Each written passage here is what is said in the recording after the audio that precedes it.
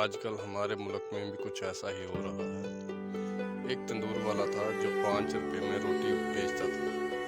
اسے روٹی کی قیمت میں اضافہ کرنا تھا، لیکن بادشاہ کی اجازت کے بغیر کوئی اس کی قیمت نہیں بڑھا سکتا تھا۔ تو وہ بادشاہ کے پاس گیا اور کہنے لگا، بادشاہ سلامت، مجھے روٹی کی قیمت بڑھا کر 10 روپے کرنی ہے۔ بادشاہ نے کہا کہ 30 روپے کی کر دو۔ تندوری نے کہا، بادشاہ سلامت، اس سے شور مچے گا۔ بادشاہ نے کہا، اس کی فکر تم نہ کرو، میرے بادشاہ ہونے کا کیا فائدہ؟ تم اپنا منافع دیکھو اور روٹی کی قیمت 10 روپے سے بڑھا کر 30 روپے کی کر دو۔ اگلے دن اس نے روٹی کی قیمت 30 روپے کر دی۔ شہر میں کہرام مچ گیا۔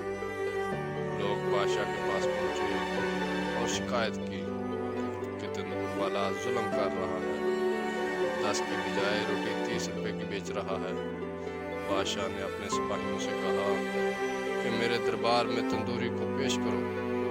وہ جیسے ہی دربار میں پیش ہوا، بادشاہ نے غصے سے کہا، تم نے اس سے پوچھے بغیر قیمت کیسے بڑھا دی؟ یہ رعایا میری ہے، لوگوں کو بھوکا مارنا چاہتے ہو؟ بادشاہ نے تندوری کو حکم دیا کہ تم کل سے آدھی قیمت پر روٹی بیچو گے، ورنہ تمہارا سر قلم کر دیا جائے گا۔ بادشاہ کا حکم سن کر عوام نے اونچی آواز میں کہا، بادشاہ سلامت زندہ باد، بادشاہ سلامت زندہ باد۔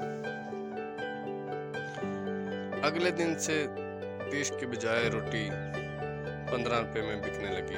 عوام بہت خوش ہوئی، تندوری بھی خوش ہوا۔ جس نے 5 روپے بڑھانے تھے اس کے 10 بڑھ گئے۔ بادشاہ بھی خوش ہو گیا۔